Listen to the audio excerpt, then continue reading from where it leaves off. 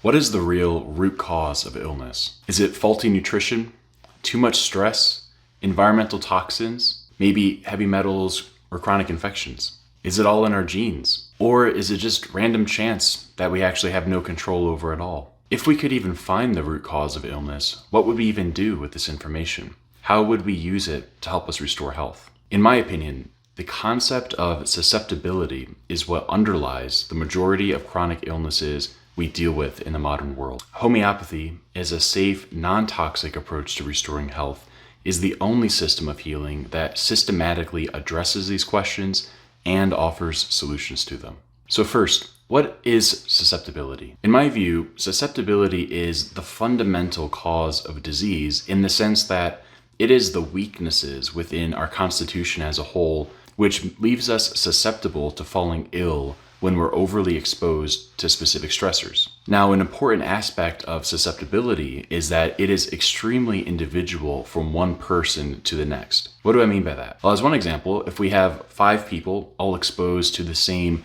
seasonal pollen, only one of those 5 people will go on to develop allergies. Or we have 5 people who eat the exact same dairy, and maybe only one of those people gets GI upset or congestion or joint pain. Or we might have 5 people exposed to the same influenza virus, but only one of them goes on to actually develop symptoms of the flu. Or, we might have 5 people all studying together, staying up late at night for a test the next day, and only one of those 5 comes down with a migraine the next day.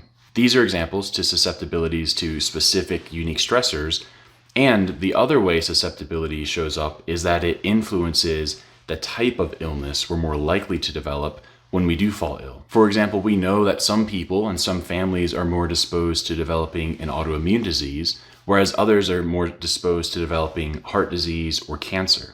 Others may be more disposed to developing a psychiatric disorder, and others it just seems like no matter what hits them, they never fall ill with a chronic illness. So an individual's susceptibility is influenced by multiple factors: genetics, epigenetics, in utero development, early childhood, nutritional, and psychological exposures are just some of the large influences on our susceptibility. And out of all of those, genetics likely plays the largest role. Now, in this discussion on susceptibility, one of the things we have to keep in mind is that there is a difference between a stressor being someone's susceptibility being the weakness in their armor, so to speak, versus it just being an outright harmful or dangerous thing that should be avoided by every human seeking health. And a good way I think about this is that if we have 10 people all exposed to the same stressor, but 9 out of 10 of those people all fall ill with similar symptoms, we can feel pretty confident that that is actually just a dangerous or a harmful stressor that should be avoided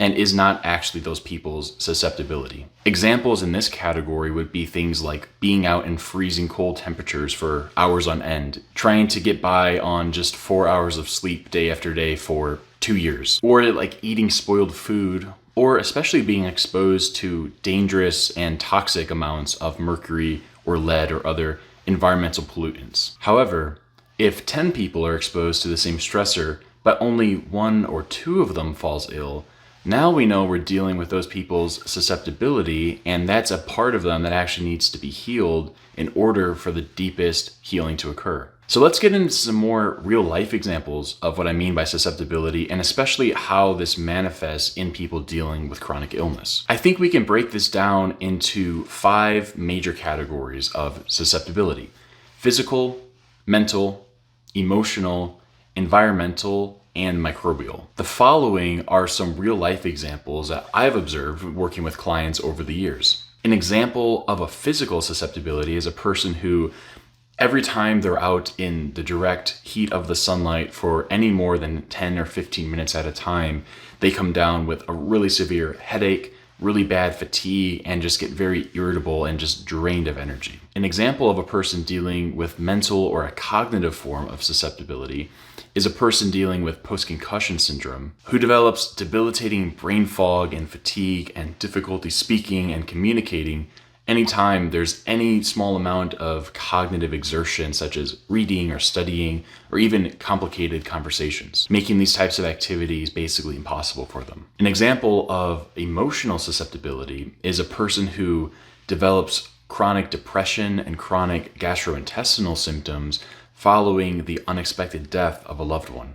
An example of environmental susceptibility is somebody with asthma who, just from walking through the cleaning section at the grocery store, develops a really severe wheeze and an asthma attack, or a person with chronic allergies who, every time in spring and summer when the pollen counts rise again, goes on to develop recurrent sinus infections. And then under microbial susceptibility, we have examples of people who are highly susceptible to getting infected with similar types of bugs. So for example, people who get recurrent upper respiratory infections every winter, recurrent bronchitis, or children who develop recurrent tonsillitis or recurrent ear infections, or recurrent UTIs in adults. And then also people who go on to develop a chronic disease following an infection, such as chronic Lyme disease, or reactive arthritis, or recurrent mononucleosis after exposure to EBV, are all other examples of microbial susceptibility in action. We'll return to these examples later in the video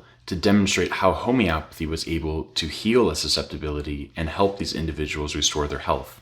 Now, conventional medical approaches only take a person's current symptoms into account in their treatment recommendations. They don't take into account how the person got there, what the existing triggers of their illness is, and ultimately they don't address the underlying susceptibility to illness in the first place. This means that even if the medications are successful in helping the current symptoms they're dealing with, because the underlying susceptibilities are not addressed, the condition tends to slowly worsen over the course of many, many years, or that person may go on to develop new illnesses on top of the old one, as a result of being continually exposed to these same stressors without the susceptibility being corrected.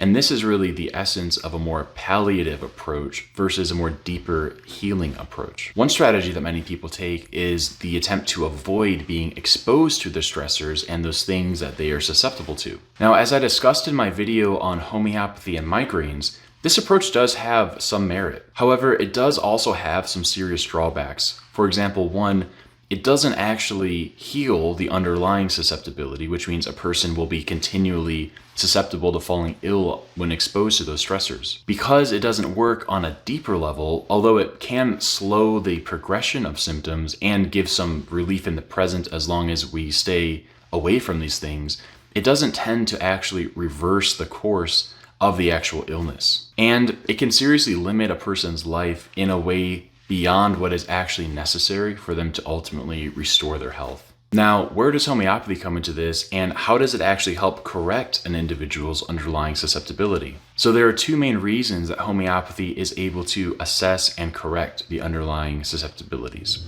First, we actually go looking for them. So rather than seeing these susceptibilities as an unimportant or kind of accidental byproduct of a person's idiosyncrasies, we actually see these idiosyncrasies as vital in actually taking a complete and comprehensive approach to restoring health. And the second reason is that when we recommend a homeopathic remedy for a person's unique health problems, we do so based off of the unique symptom presentation that they're coming in with, not based off of a one-size-fits-all or cookie-cutter type of approach. And in this decision, a person's unique susceptibilities actually forms an extremely vital part of us actually choosing the best remedy for them. Certain homeopathic remedies are much better suited for helping people with specific types of susceptibilities versus others. So rather than ignoring these aspects of a person's health or a person's life or disease, we actually use them as vital factors in our decision of what homeopathic remedy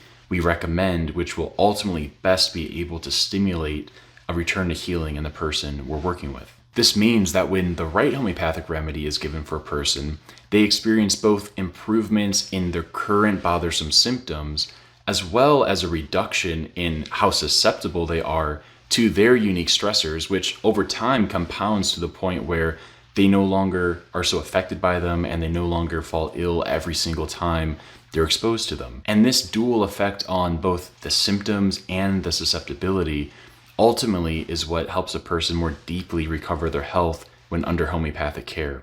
Now, with these ideas in mind, let's return to my earlier examples and see how homeopathy was able to help these individuals restore their health. So for our physical susceptibility example, a person who can't tolerate any more than 10 to 15 minutes in the direct heat of the sunlight, The remedy that they were given is natrum carbonicum.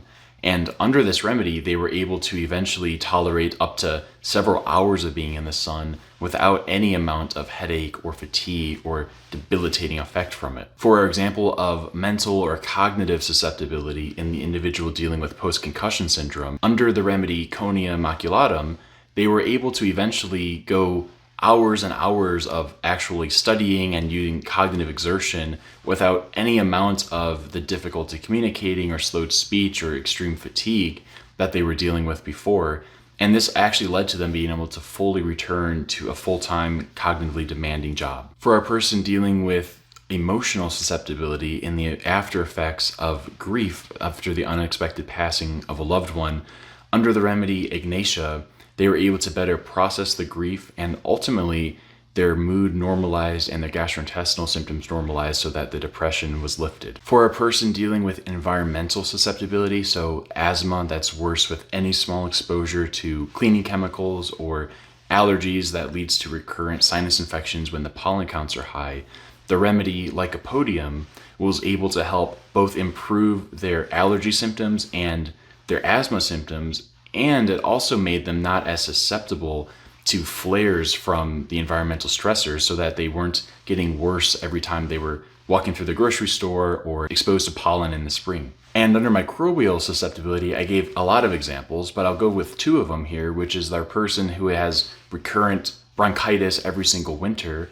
And under the homeopathic remedy phosphorus, they were able to finally get rid of these and not deal with those every year. And for a person dealing with the recurrent mononucleosis after initial exposure to Epstein-Barr virus and dealing with the chronic after effects of that, the homeopathic remedy silica was able to actually restore their health, restore their energy and their cognitive ability, and normalize the lymph nodes and actually help restore their health on a deep level. Now, it's important to keep in mind that the homeopathic remedies I just went through for these different susceptibilities would not have worked necessarily for every single person dealing with that same susceptibility. As homeopaths, we always take a very detailed and comprehensive case history, and we individualize the remedy recommendation based on this. I covered this topic in a lot more detail in my two videos on taking the case and selecting the remedy, so check those videos out if you want to learn more about this important aspect of homeopathy. So let's summarize. 1. In my opinion, the root cause of the majority of illnesses we deal with in the present day is due ultimately to our susceptibility to falling ill when confronted with specific stressors. 2. The types of stressors can be physical, mental, emotional, environmental, microbial, or a mix of all of those for different people. 3.